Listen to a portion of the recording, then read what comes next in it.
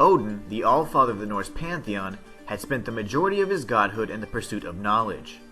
In his desperation to avoid his inevitable fate during the events of Ragnarok, Odin had not only prepared for the prophesied war, but also sought out a means to delay or avoid it altogether.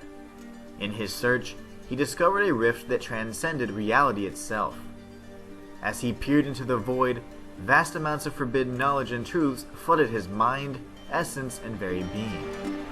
Even the mystery of creation and what lies beyond the thin veil of a god's death resided within this realm between realms.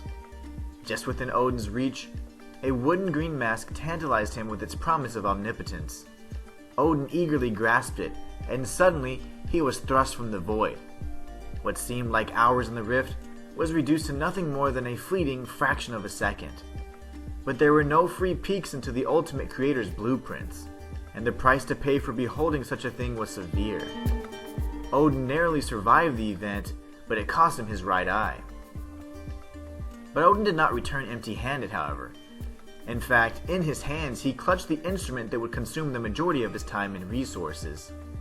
Sadly, the mask was incomplete, but perhaps if it was intact, it would grant him the ability to peer into the rift unharmed.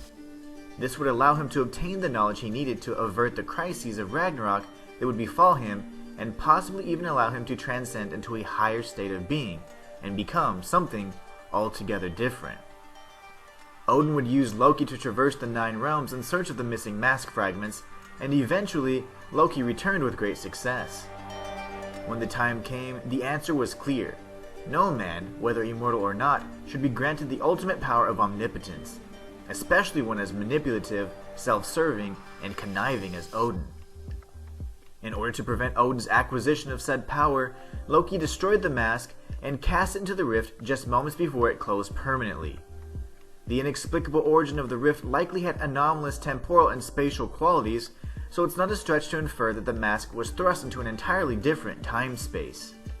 And here is where you may want to strap on your tinfoil hats and subscribe to the channel if you're enjoying the theory. Even such a place as Edge City thousands of years in the future, 1994 to be precise. Little did Stanley Ipkiss know that he would stumble upon an ancient relic from a time when the legendary character's mythology walked the earth.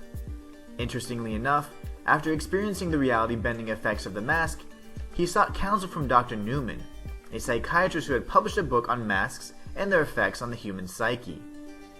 The doctor eventually came to the conclusion that the mask was likely of Norse origin, and more specifically an artifact that belonged to the trickster god Loki himself.